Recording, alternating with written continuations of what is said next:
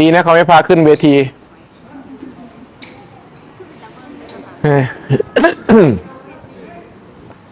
บางทีเขาก็อยากมีประสบการณ์ขึ้นเทศทั้งเวทีมวยกัน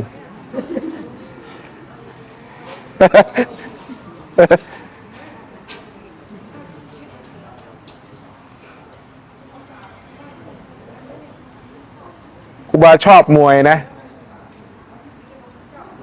สมัยเรียนมหาลัยนี่ก็ชอบต่อยมวย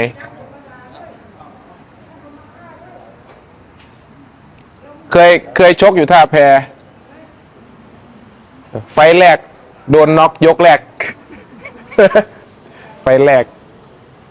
ไปฟื้นที่มุมพอดี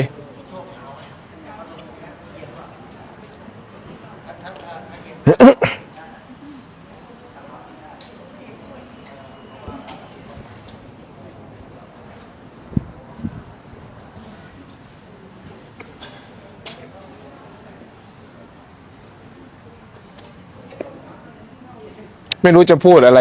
พูดทั้งวันเลยวันนี้ตั้งแต่ลงรถมาได้ลุก3 รอบ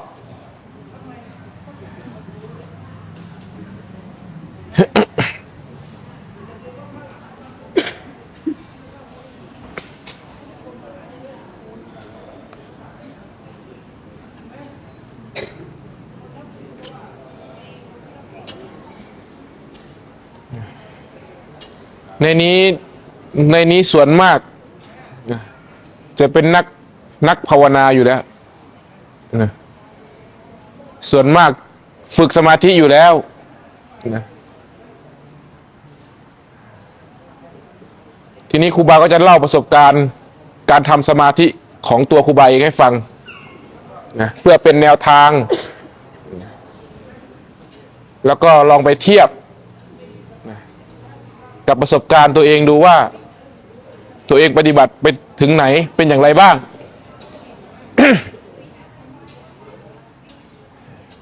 การทำสมาธิของแต่ละคนนี้รายละเอียดจะต่างกันมากแต่มุ่งไปทางเดียวกันคือมุ่งไปทางความสงบหากการปฏิบัติเพื่อมุ่งไปสู่ความสงบนั้นเรียกว่าสมถะ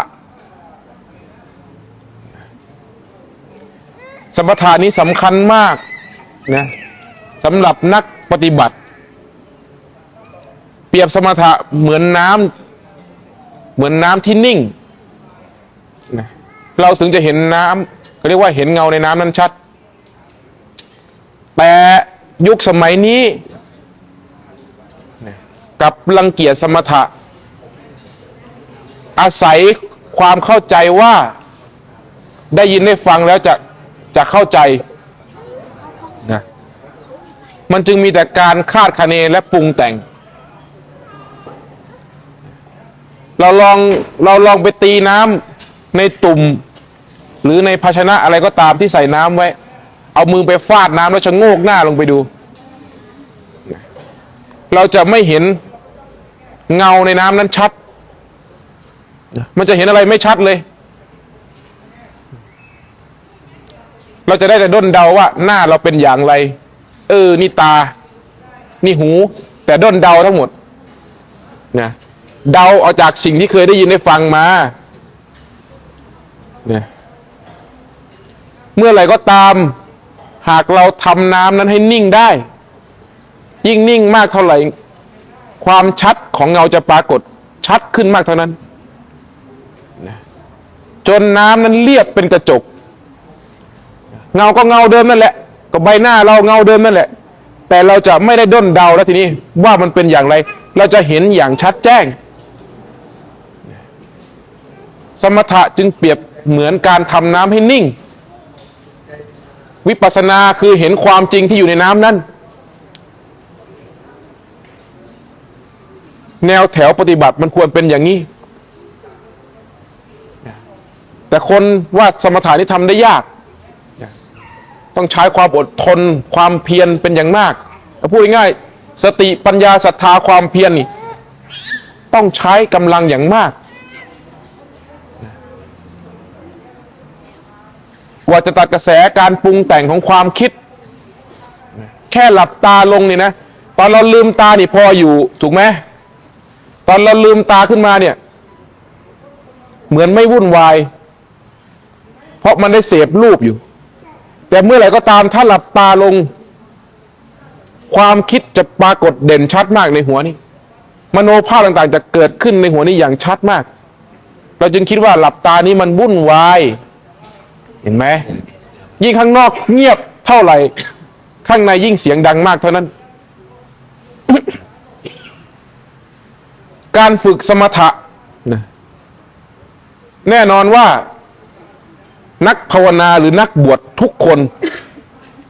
ต้องฝึกตัวนี้หรือเรียกว่าฝึกสมาธิ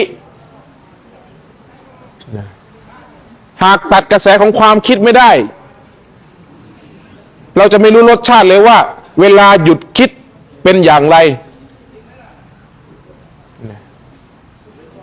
ถ้าใครตัดกระแสของความคิดคือหยุดคิดได้รสชาติหรือความสงบที่ปรากฏขึ้นจะประจักษ์ในใจตนนี่วิธีปฏิบัตินะสำหรับครูบาเองจะเริ่มตั้งแต่ผู้ฝึกใหม่นะใหม่ๆเลย ใหม่ๆเลยให้หาที่เงียบสงบนะหรือเรียกว่าสัปปายะที่สัปปายะที่วิเวกนะที่ไหนก็ได้ที่เงียบๆนะห้องพระเงียบๆห้องนอนเงียบๆหรือที่ไหนก็ได้หรือไปตามป่าตามเขาตามวัดเงียบๆนะข้างนอกเงียบแล้วทำข้างในให้เงียบนั่งคูบัลลังก์นะอย่าให้กายนี้ลำบากเกินไปและอย่าให้สบายจนเกินไปอย่าเอาหลังไปพิงสิ่งนั้นสิ่งนี้ถ้านั่งสบายจนเกินไปหลับถ้านั่งสบายเกินไปหลับถ้านั่งลำบากจนเกินไปมันจะเป็นกายเป็นกดดันนะเตรียมจิตตัวเองให้รู้ว่าต่อไปนี้เราจะทำสิ่งใดตัวครูบาเองจะใช้คำอธิษฐานคำว่าอธิษฐานนี่หมายความว่าตั้งใจมั่นนะเราตั้งใจมั่นจดจ่อจะทำสิ่งนี้ต่อไปนี้ข้าพเจ้าจะขอฝึกสมาธิข้าพเจ้าจะฝึกสมาธิมุ่งไปสู่ความสงบอดีตอนาคตจะขอวางไว้ทั้งหมดการงานต่างๆจะวางไว้ทั้งหมดประหนึ่งว่ามีตัวเราเองอยู่บนโลกใบนี้และไม่มีสิ่งใดทำนอกเหนือจากรู้ลมเข้ารู้ลมออกหากออกจากความรู้นี้ถือว่าเผลอสตินี่เขาเรียกว่าเตรียมจิตให้มันรู้ว่ามันจะทำสิ่งใดแล้วก็หายใจเข้าลึกๆยาวๆจนสุดปอดเอาความรู้จับกับลมนี่เข้าเคลื่อนไหวลงมาที่อกที่ท้องนะสัมผัสการเคลื่อนไหวของร่างกายของลมนี่พอพักที่ท้องเสร็จปุ๊บลมดันออกทำอย่างนี้สัก5 ลม 10 ลมนะเฝ้าสังเกตลมเข้าและสังเกตความคิดที่มันผุดขึ้นด้วยถ้าความคิดมันผุดขึ้นเห็นก็รู้ว่ามันคิดแต่อย่าทิ้งลมตัวนี้เป็นขาดลมตัวนี้ต้องรู้สึกอยู่ตลอดเวลาอย่าไปรำคาญความคิดเพียงแค่เหลือบมองมันเท่านั้นเหมือนเราเห็นคนมาเนี่ยคนเดินผ่านมาเราแค่รู้จักว่ามีคนเดินผ่านมาแต่อย่าไปสนใจเขาให้สนใจกับการงานของเราเท่านั้นนะให้สนใจเพียงแค่การงานของเราคือลมหายใจนี่ความคิดผุดขึ้นก็แค่รู้ว่ามันคิดเหมือนมันผ่านมาแล้วมันก็ผ่านไปนะเอาความรู้ทั้งหมดตั้งเด่นอยู่ในลมพอหายใจยาวแล้วได้สัก5 ลม 10 ลมก็หายใจสั้นเข้าออกสั้นๆนะแล้วเอาความรู้สึกจับกับลมเข้าลมออกนั่นนะ จนสุดกำลังของปอดนะทีนี้เมื่อเราเตรียมลมอย่างนี้ได้แล้วให้หายใจเป็นปกติทำความรู้ตั้งเด่นเฉพาะหน้าอย่าให้เคลื่อนเข้าไปตามลมทีนี้เมื่อกี้ให้เคลื่อนแต่ต่อไปไม่ให้เคลื่อนให้รู้ว่าลมผ่านเข้าและผ่านออกเหมือนเราตั้งความรู้ไว้ไม่ให้มันเคลื่อนไปกับสิ่งที่มันสัมผัสดังที่พระพุทธองค์ท่านตรัสว่าเธอจงทำจิตของเธอประหนึ่งนายทวารเหมือนยามนี่แหละเหมือนนายเฝ้ารักษาทางเข้าทางออกเหมือนทหารยืนรักษาประตูใครจะเข้าก็รู้ใครจะออกก็รู้แต่ไม่ตามไปรู้ว่ามันเข้ามันออกก็พอแล้วลมนี่ก็เหมือนกันลมจะเข้าก็รู้ลมจะออกก็รู้แต่ไม่ต้องเอาความรู้เคลื่อนตามลมประคับประคองจิตนี้ให้นิ่งนะไม่ให้มันเคลื่อนความรู้ไอ้สายตานี่ที่มันสายออกไปข้างหน้าเขาเรียกว่าถ้ามันเหมือนเป็นพลังงานที่มันกระจายออกไปให้รวมมันเข้ามานะสังเกตให้ดีตัวนี้นี่ที่มันสายไปข้างนอกนะตะล่อมรวมพลังงานนั้นเข้ามานะมันจะเหมือนมันจะมารู้สึกอยู่เฉพาะหน้านี้นะเฉพาะหน้านี้สักพักความรู้ที่อยู่เฉพาะหน้านี้จะเข้ามาสู่ข้างในนี้นี่มันจะเข้ามาสู่ข้างในนี้แต่เราตามรู้เขาเรียกว่าดูลมไปเรื่อยๆหากมีความคิดผุดขึ้นก็กลับมาที่ลมหากมีความคิดผุดขึ้นก็กลับมาที่ลมนี่โดยพื้นฐานทำแบบนี้มันจะคิดอะไรก็ช่างมันอย่าไปสนใจเรื่องราวของความคิดนั้นแค่รู้ว่ามันคิดมันจะคิดดีคิดไม่ดีช่างมันอย่าไปสนใจเป็นอันขาดกลับมาที่ลมเท่านั้นเอาความรู้สึกกลับมาที่ลมอย่าทิ้งการงานที่เรามีเจตนาตั้งแต่ต้นไว้เมื่อจิตเริ่มสงบลงบ้างความคิดจะไม่ปรากฏอดีตจะไม่ปรากฏเรื่องราวในอดีตจะไม่มีเรื่องราวในอนาคตจะไม่มีนั่นหมายความว่าสงบจากความคิดความรู้จะอยู่ในลมเด่นต่อเนื่องยาวนานจะยาวนานมากระหว่างนี้จะเกิดเวทนาหากจิตยังไม่สงบก่อนที่เวทนานี้จะปรากฏแน่นอนว่าทุกคนต้องพบเวทนาแต่ใครชำนาญแล้วจิตสามารถสงบได้เวทนานี้จะไม่ปรากฏอันนั้นเป็นอีกขั้นหนึ่งมันอยู่ที่ว่าจิตจะรวมได้ตอนไหนถ้ารวมก่อนเวทนาปรากฏเราจะไม่รู้สึกกับกายเลยแต่ถ้าจิตยังไม่รวมแน่นอนว่าเวทนาตัวนี้จะลุมเร้ามากเวทนาของกายเนี่ยเราจะปวดเราจะร้อนเราจะทรมานมากทั้งเหน็บชากินตะคริวกินปวดกระดูกปวดกระดูกสันหลังปวดไปทั่วตัว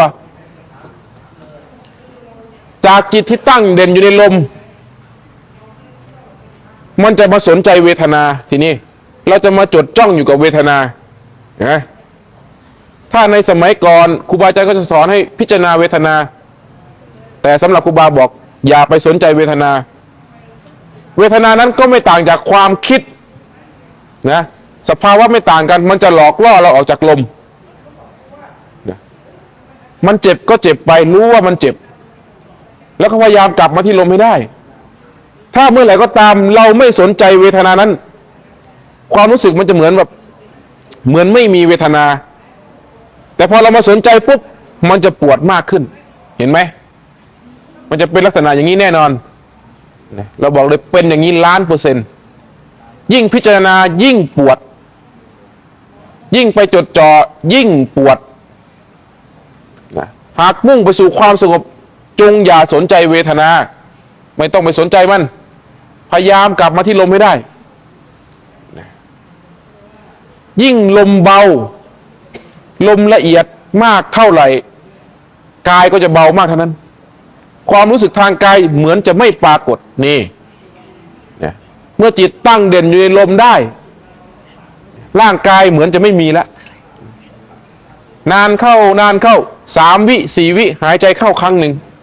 หายใจแผ่วเบาแทบสัมผัสลมหายใจไม่ได้นั่นหมายถึงว่าจิตละเอียดลงมากแม้แต่ลมนี่ก็หยาบเกินไปสำหรับจิตเห็นไหมนี่แนวแถวสมถะนะลมที่เราตามรู้ตามดูอยู่ถ้าจิตสงบละเอียดลงไปลมนั้นก็หยาบเกินไปสักหน่อยลมหายใจนี่จะขาดสะบั้นไปไม่หายใจเลยระหว่างนี้ผู้ที่ไม่เคยพบก็จะกลัวมันจะกลัวลมหายใจกลัวตายแหละกลัวไม่หายใจครูบาเคยเป็นแค่ครั้งแรกตอนที่ลมมันจะขาดเราสงสัยว่าเราหายใจอยู่ไหมพอเราสงสัยปุ๊บลมหายใจก็มาทีนี้ถ้ามันไม่หายใจก็ให้อยู่กับไม่หายใจเท่านั้นรู้ว่าไม่หายใจความรู้จะไปอยู่อีกมิติหนึ่งทีนี้มันต่างกันตรงนี้ร่างกายจะไม่ปรากฏความรู้สึกทางกายจะไม่ปรากฏในเมื่อความรู้สึกทางกายไม่ปรากฏนั่นหมายความว่าเวทนาของกายก็ไม่ปรากฏเช่นกันหูก็ไม่ได้ยินอะไรจมูกก็ไม่ได้รับกลิ่นอะไรไม่รู้เรื่องของกายเลยลมนี่ก็ขาดสะบั้นลงไปไม่รู้ว่าหายใจเข้าหรือหายใจออกเอาระเบิดมาวางลงข้างๆก็ไม่รู้เรื่องจับเขย่าก็ไม่รู้เรื่องนี่เรียกว่าจิตทิ้งกายชั่วขณะแต่ถ้าคนอื่นเห็นเราก็จะเห็นว่าเราหายใจอยู่แต่หายใจเบามากเมื่อสภาวะของร่างกายไม่ปรากฏแล้วจิตจะดิ่งเข้าสู่สภาวะฌานตัวนี้ละเอียดจะพูดเป็นเรื่องของจิตล้วนๆทีนี้ไม่เกี่ยวกับกายแล้วนะอันที่จริงนักภาวนาในแนวแถวของสมถะนี่จะพูดเรื่องจิตทีนี้บุคคลใดชำนาญในสภาวะจิตนี้ก็สามารถบรรลุธรรมได้หรือเรียกว่าเจโตวิมุตติขั้นนี้จะเป็นสิ่งที่ทำได้ยาก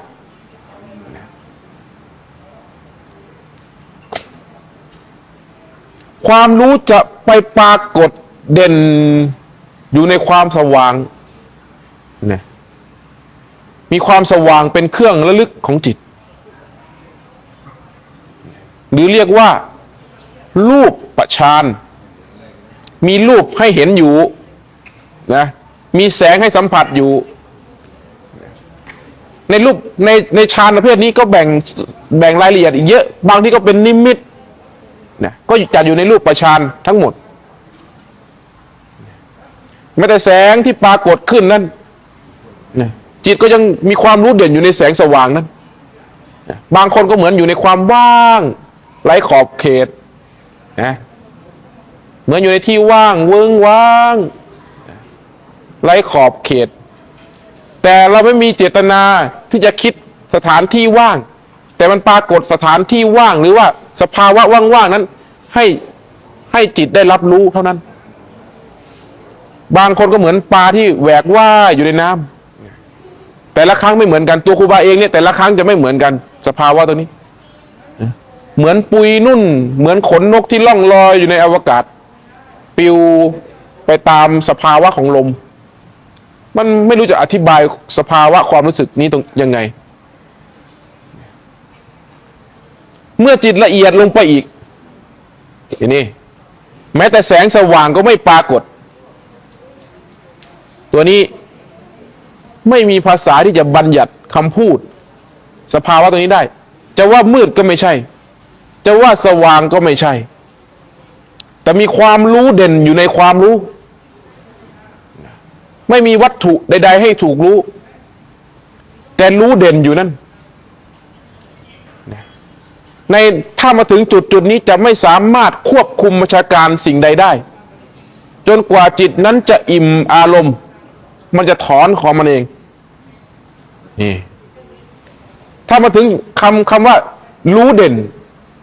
ในสภาวะตัวนี้จะเรียกว่าอัปปนาฌานจะเรียกว่าอัปปนาสมาธิจะเรียกว่าเอกคตาจิตจะเรียกว่าเข้าถึงใจเข้าถึงของเดิมอะไรก็ไม่รู้แหละเป็นเรื่องของภาษา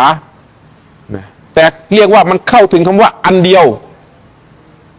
ไม่เคลื่อนนี่เห็นไหม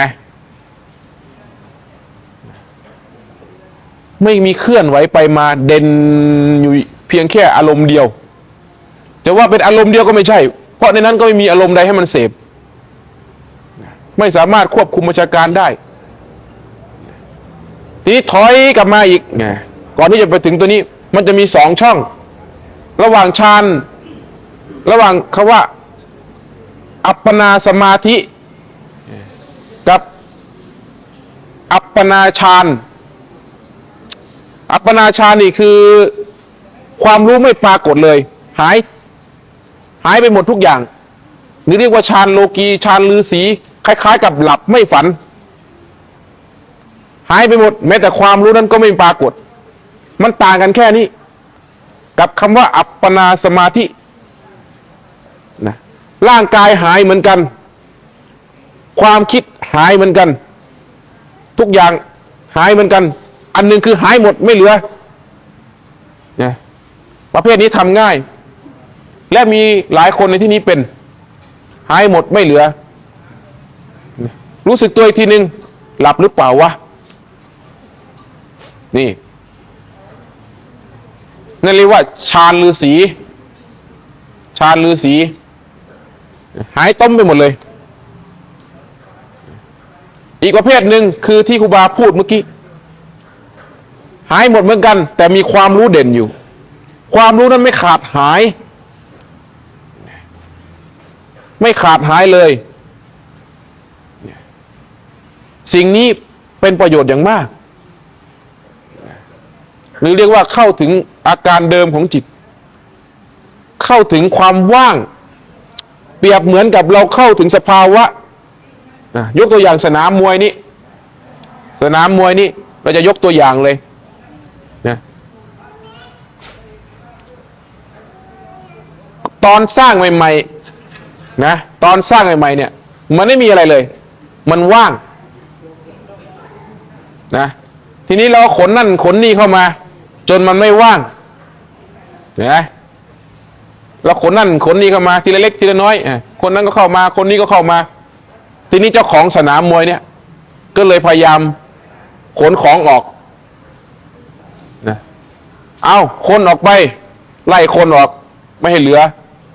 ไอ้ของที่เคยเอาเข้ามาไอ้เวทีมวยที่เคยเอาเข้ามาเอาออกไปหรือออกไปนะจนมันหมดแล้วมันว่างแล้วนะ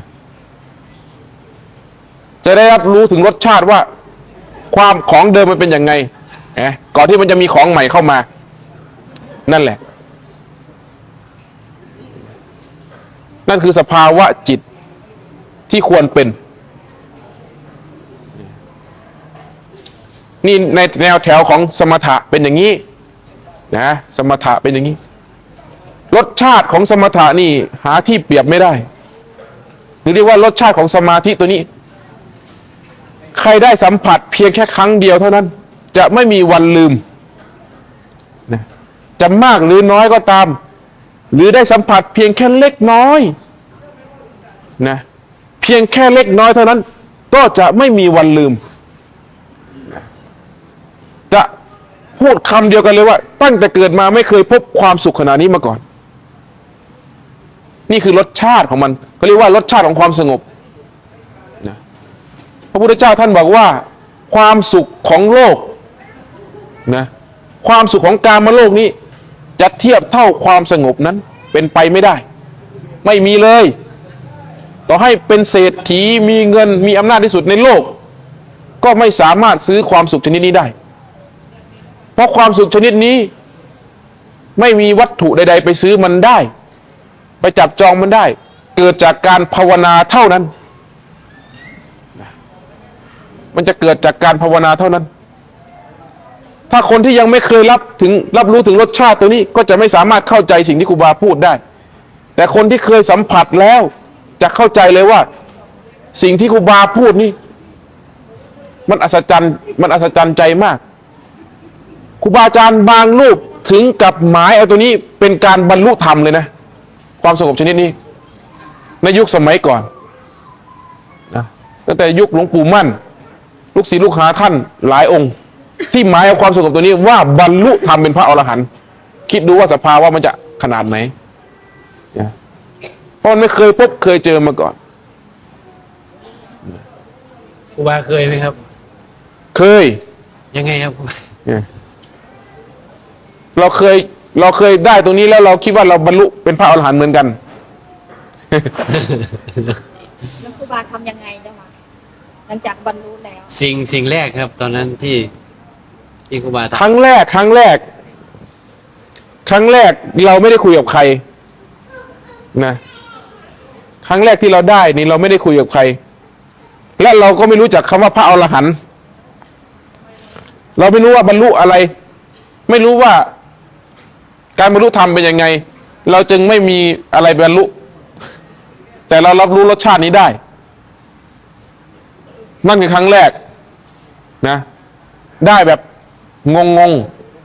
นะได้แบบไม่รู้เรื่องอะไรเลยคือสร้างแต่เหตุคืออยู่กับลมไปเรื่อยๆแล้วมันได้ของมันเองแต่เราไม่มีสัญญาว่าบรรลุธรรมเป็นยังไงเราก็เลยไม่บรรลุอะไรจึงรับรู้แค่ว่ามันเป็นอย่างนั้นนี่คือครั้งแรกครั้งที่สองพอเราเข้าถึงตัวนี้ได้อีกมันไม่หลับไม่นอนไม่หิวไม่อยากได้อะไรก็คิดว่าตัวเองน่าจะบรรลุธรรมแล้วอย่างน้อยๆต้องได้คุณวิเศษอะไรสักอย่างหนึ่งนะที่ครั้งที่มันหนักคือตอนบวชที่มันหนักที่สุดเราเดินจงกรมอยู่นะเดินจงกรมปกติของเรานั่นแหละนะเกิดสภาวะเหมือนอะไรที่มันหนักอึ้งอยู่ในตัวเราเนี่ยดีดผึ่งออกไปเลยความรู้สึกอัศจรรย์ใจไม่เคยเกิดคือมันเกิดขึ้นแบบอัศจรรย์ใจมากนะอยู่ดีๆมันก็ดีดผึ่งออกไปเหมือนถูกกระชากอะไรออกจากร่างกายนี้ไปอัศจรรย์ใจเกิดความสุขไม่มีประมาณนะสภาวะบรรลุธรรมเหมือนว่าเอาละหันใกล้แล้วสภาวะบรรลุธรรมสงสัยเราบรรลุธรรมแล้วนี่ขั้นไหนครับครูบาตอนนั้นอรหันต์เลยมันอัศจรรย์ใจจริงๆเมื่อไหร่ก็ตามหากเกิดสภาวะที่มันไม่เคยพบและมันไม่รู้มันจะไปหมายเอาเพราะเราต้องการบรรลุธรรมอยู่แล้วเห็นไหมว่าทุนเดิมเราน่ะเราอยากบรรลุธรรมไงนะแค่มันแล้วเข้าใจว่าการบรรลุธรรมคือเข้าถึงสภาวะใดสภาวะหนึ่งที่มันอัศจรรย์ใจที่มันมีความสุขมากแล้วมันก็ใกล้เคียงกันที่สุดแล้วตอนนั้นก็สำคัญตนว่าบรรลุธรรมแล้วนะทีนี้ก็จะเดินไปบอกเพื่อนแหละนึกถึงเพื่อนนะมีเพื่อนภาวนาไว้ว่าหากเราบรรลุคุณวิเศษอะไรให้ไปบอกเขาเป็นคนแรก นึกถึงเพื่อนก่อนแล้วก็เดินไปที่กุฏิเขาเลยนะพอเดินไปถึงกุฏิปุ๊บก็ไปนั่งรอนะเพราะว่าเพื่อนส่งน้ำอยู่แล้ววันนั้นเขาส่งน้ำนานมากแค่เขาส่งน้ำนานเราได้รอเราก็เริ่มเคืองใจแล้วนิดนะคือทำไมต้องให้เรารออะไรประมาณเนี้ยนะทีนี้เขาส่งน้ำเสร็จเขาก็เดินผ่านหน้าเราไปนะโดยไม่ให้ความเคารพเข้าใจไหมคือเดินไปเฉยๆเนี่ยเฮ้ยแล้วว่ามันไม่เคารพพระอรหันต์ซึ่งปกติเขาก็เดินอย่างนั้นแหละเขาเพื่อนเราเพื่อนกันไงเข้าใจไหมเราเพื่อนกัน เขาก็เดินเขาอย่างนั้นเป็นปกติเลย แต่เราน่ะไม่ปกติ เราสำคัญตนว่าเหนือกว่าเขามันบ้าไหมล่ะมันคิดเอาเองเองหมดเลย เห็นไหมก็เลยเกิดความไม่พอใจขึ้นไอ้ความไม่พอใจนั่นแหละกลับเป็นสิ่งที่ดีมากเพราะเราฝึกจับทุกข์มาตลอดเราเห็นใจมันกับเพื่อมเพราะมันหลงอยู่ในอารมณ์สุขมันไม่เห็นไงเห็นไหมว่าความสุขนี่เห็นได้ยากเห็นไหมสภาวะตรงนั้นเห็นได้ยากมันหลงไปเลยเพราะความทุกข์เท่านั้นถึงรู้สึกตัวขึ้นมาได้เกิดความไม่พอใจขึ้นมาปั๊บทำไมยังทุกข์อยู่พระอรหันต์อะไรยังทุกข์อยู่นะก็เลยมาจับทุกข์ตัวนี้ปั๊บก็ตีย้อนกลับมาหมดเลยความรู้สติตีกลับมาปั๊บเห็นมันหมดเลยว่ามันเกิดขึ้นมาได้เพราะอะไรนะยังไม่ได้คุยเลยยังไม่ได้บอกคุณวิเศษอะไรเลยกลับกุฏิก่อน ตั้งหลักครับ ไม่ได้แสด ตั้ ง งห ภา ลั พ ก เลยว่าเจ้าค่ะ โอ้โหต่อไปนี้กูจะไม่เชื่ออะไรมึงสักอย่างนะถ้ามึงว่าเป็นพระโสดาบันกูก็จะไม่เชื่อเป็นพระสกิทาคามีกูก็ไม่เชื่อเป็นพระอนาคามีกูก็ไม่เชื่อยิ่งเป็นพระอรหันต์นี่ยิ่งแล้วใหญ่เลยเมื่อไหร่ก็ตามถ้ามึงรู้สึกว่ามึงเป็นเมื่อไหร่นั่นมึงหลงแล้วบอกตัวเองเห็นไหมมันพร้อมจะหลงเสมอนี่แหละมันบ้าไหมล่ะเห็นไหม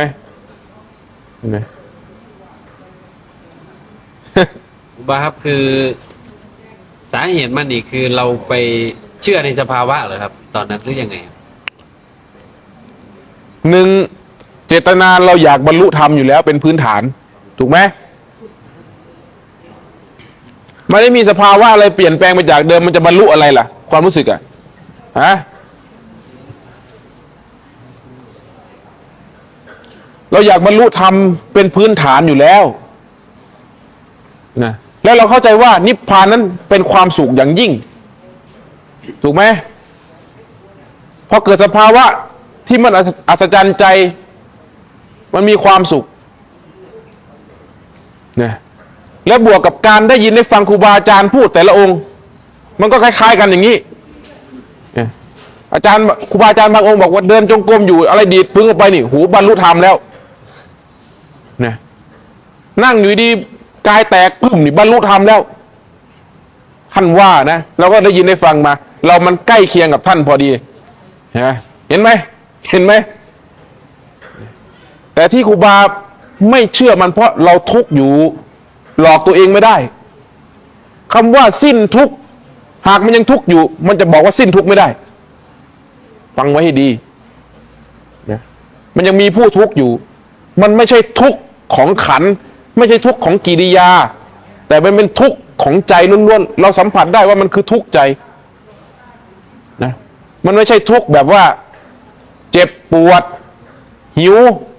ปวดขี้อย่างเงี้ยง่วงนอนอย่างเงี้ยอันนี้มันทุกข์ของขันธ์ทุกข์ของกายไม่ใช่ทุกข์ของใจอันนั้นกลายเ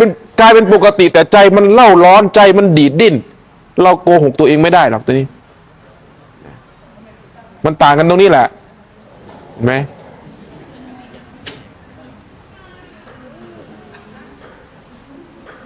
มีคำถามไหมมีค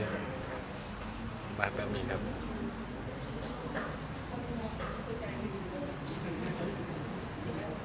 ถามเลยจากคุณ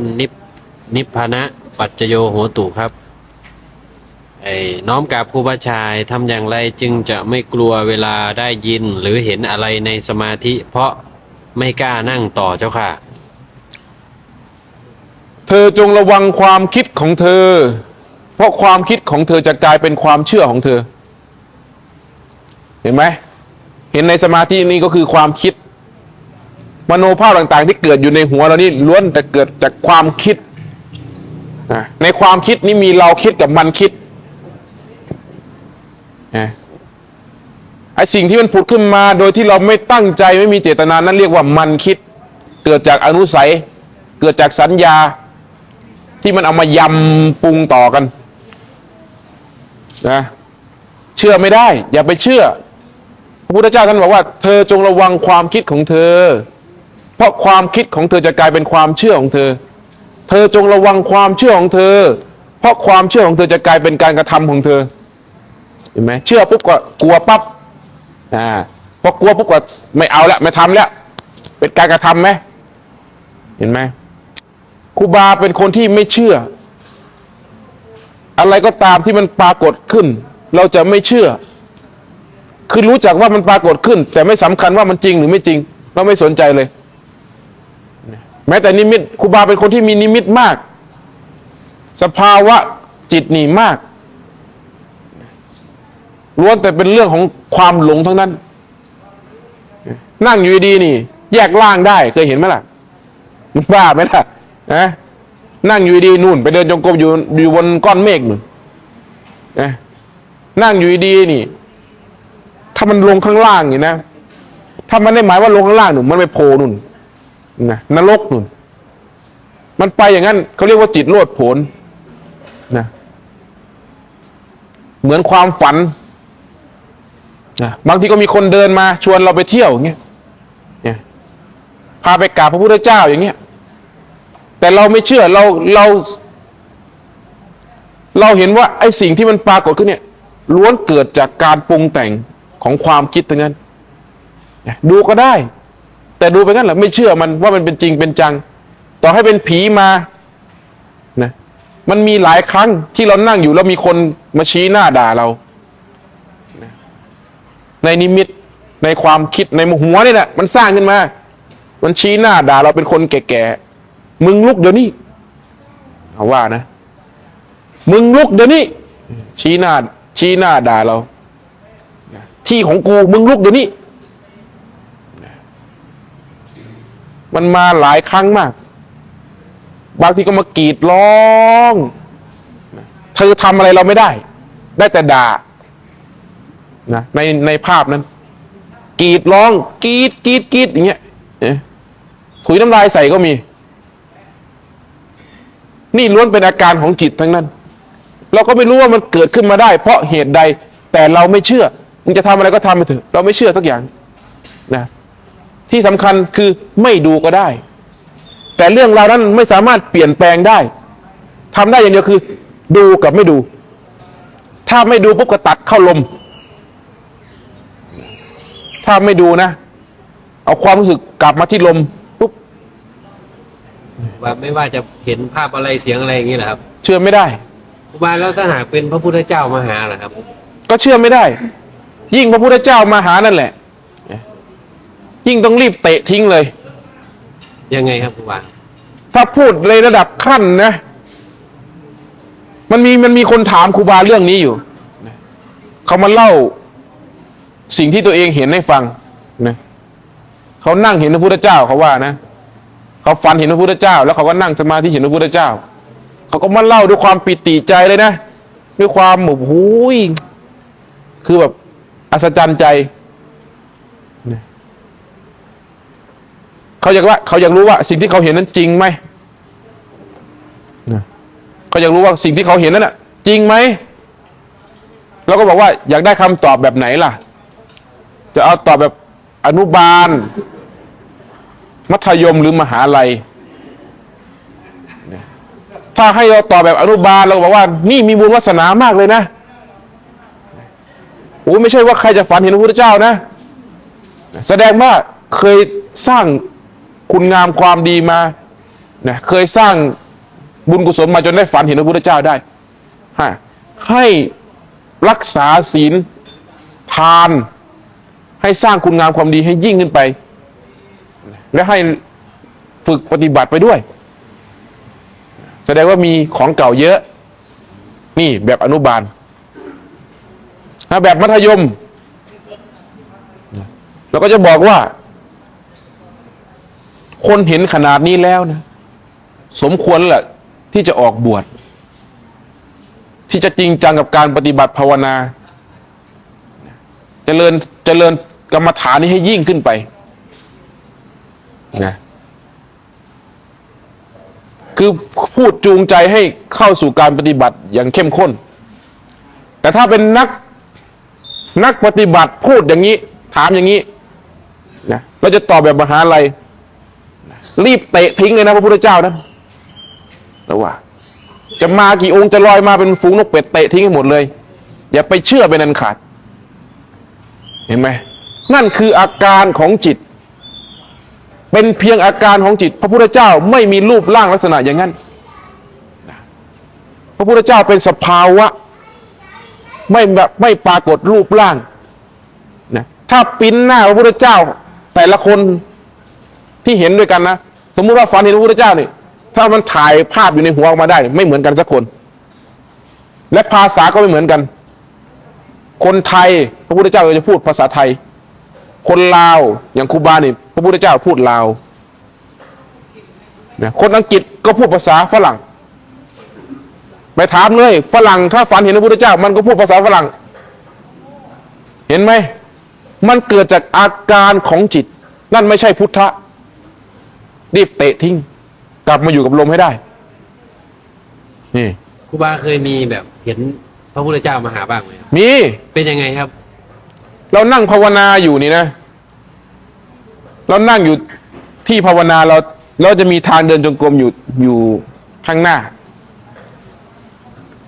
ลอยมาตามทางเดินจงกรมเลย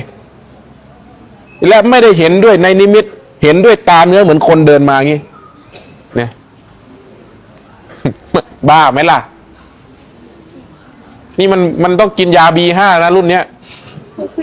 นะ ท่านมาทำอะไรครับตอนนั้น เราเห็นมาปุ๊บเราก็ว่านั่นพระพุทธเจ้าคือเรารู้เลยว่าพระพุทธเจ้าเพราะลักษณะมันใกล้เคียงแล้วก็สวยมากมันจะเนรมิตให้หล่อที่สุดเท่าที่มันจะระลึกได้เท่าที่มันจะแบบแสดงขึ้นมาได้สัญญาตัวนี้ลอยมาไม่ได้เดินนะใช้คำว่าลอยมาแล้วก็ลุกออกจากที่เรานั่งอยู่เพื่อที่จะให้ท่านนั่งเราลุกปุ๊บท่านก็นั่งที่เรานั่งเราก็ลงมากราบลงมากราบพระพุทธเจ้านั้นท่านก็เทศให้ฟังเทศเป็นภาษาอีสานด้วยเรานั่งฟังอยู่4 ชั่วโมงเรานั่งฟังอยู่4 ชั่วโมงคิดดูเอา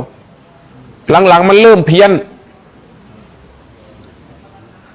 มันพูดคล้ายๆกับเราไงทำไมมันคล้ายๆกับพักสำเนียงเราวะแล้วมันไอ้คำนี้กูเคยพูดไว้ก่อนแล้วมันก๊อปกูมาอะไรเงี้ยเราก็เริ่มไม่ไว้ใจในสิ่งที่เราเห็นนั้นก็เลยลุกเตะเลยลุกขึ้นแล้วก็เตะหายเห็นไหม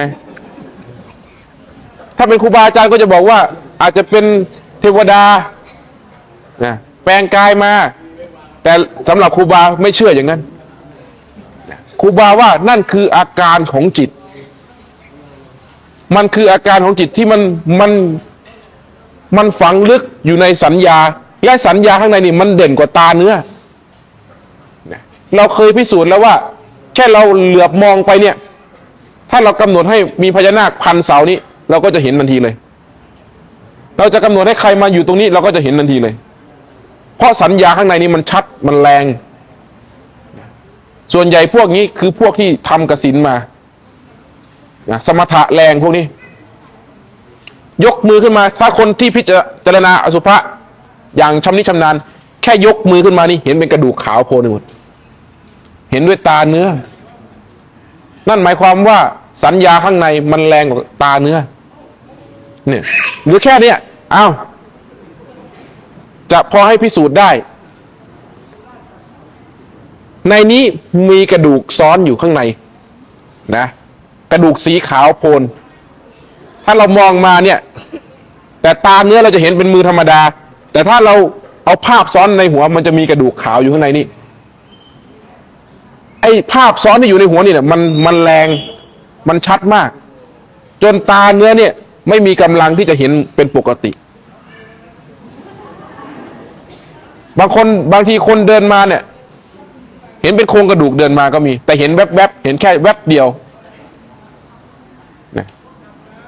เห็นไหมสัญญาข้างในมันแรงมากมันมีกำลังมากใครไม่เจอไม่รู้หรอกตัวนี้เฮ้ยมันเป็นไปได้ด้วยเหรอตัวเองไม่พบอย่าคิดว่าเป็นไปไม่ได้เพราะคนที่เป็นประเภทนี้ก็มีอยู่อย่างครูบาอาจารย์หลายท่าน ก็เป็นประเภทนี้เนี่ย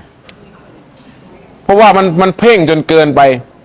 ส่วนใหญ่เกิดจากกำลังของสมถะล้วนๆพวกนี้เนี่ยเชื่อไม่ได้หรอกอย่าไปเชื่อนะอย่าเชื่ออะไรทั้งนั้นเชื่อลมหายใจอย่างเดียวนะลมเข้านี่จริงลมออกนี่จริงกายอยู่ไหนให้ใจอยู่นั่นนะอย่าส่งความรู้ไปกับความคิดต่างๆนะจงเรียนรู้สิ่งที่เกิดขึ้นเฉพาะหน้ารู้เท่าที่ตาเห็นรู้เท่าที่กายนี้สัมผัสนะอย่างตาเห็นนะเห็นคนนี้ก็เห็นเท่านี้อย่าไปปรุงแต่งบุคคลนี้ว่าเป็นคนดีหรือคนชั่วอย่าไปปรุงแต่งว่ามาจากไหนหรือจะไปไหนก็เห็นเท่านี้ก็จบนะบางทีเราเห็นมากันสองคนผัวเมียหรือเปล่าวะนั่นคือการปรุงแต่งเข้าใจไหมความเป็นจริงแล้วเราเห็นเขาเท่านี้มากันสองคนชายกับหญิงนะการคาดคะเนว่าเขาเป็นสามีภรรยากันหรือเปล่านั่นคือการปรุงแต่งความจริงเข้าใจคำว่าปรุงแต่งความจริงไหมคือเราไม่รู้แต่เราคาดคะเนไปแล้วนะเราคาดคะเนไปแล้วเหมือนเราเห็นต้นไม้ก็เห็นเท่าที่มันเป็นต้นไม้ไม่ได้ว่ามันเล็กหรือมันใหญ่การที่เห็นว่ามันเล็กหรือมันใหญ่นั่นคือการปรุงแต่งสิ่งที่เห็นมันต่างกันตรงนี้แหละนะเข้าคำว่าเห็นเฉยๆเนี่ยเห็นเฉยๆต้องเห็นอย่างนี้เห็นโดยไม่ปรุงแต่งสิ่งใดสักแต่ว่าเห็นเท่าที่เห็นสักแต่ว่ารู้เท่าที่รู้นะลมเข้ายังไงก็รู้อย่างนั้นลมออกยังไงก็รู้อย่างนั้นนี่นะหมดเวลาแล้วบ่โอ้ใครเนี่ยเนี่ย ดู1,100ก็หวังว่าสิ่งที่ครูวาพูดวันนี้จะเป็นแนวทางนะเป้าหมายของนักภาวนานะที่วัดนะเขาจะไม่ค่อยมีคำถามหรอกเพราะว่าเราตั้งมาตรฐานไว้ว่าถ้ายังรู้ลมเข้าลมออกยังไม่ได้ทุกลมหายใจอย่าเพิ่งมาถามนั่นคือเป้าหมายของนักภาวนานะหากคนที่จะจริงจังหวังซึ่งมรรคผลนิพพานนะต้องรู้ลมเข้าลมออกได้ทุกลมหายใจเว้นไว้แต่หลับตื่นมาก็จับลมก่อนจนสามารถแม้แต่หลับก็รู้ว่าหลับลมอะไรมันเป็นไปได้ด้วยเหรอหลับลมอะไรเป็นไปได้เมื่อก่อนก็เคยเถียงครูบาอาจารย์อย่างนี้แหละเพราะเรายังไม่เคยเจอไงแม้แต่หลับอยู่ก็ไม่หลับนี่มันหนักถึงขนาดนั้นเราหลับอยู่เหมือนไม่หลับทั้งที่นอนโกนอยู่ก็รู้ว่านอนโกนอยู่เห็นไหมแล้วมันหลับยังไงรู้ว่าตัวเองนอนโกนแปลกไหมนะใครไม่พบไม่เจอไม่รู้หรอกจริงๆเนี่ยประสบการณ์เรายังไม่เกิดแต่มันจะเป็นเช่นนั้นนะก็ขอให้นะผู้ที่หวังซึ่งทำในพระพุทธเจ้านี่เจริญสติเป็นเหตุนะให้เจริญสติเป็นเหตุ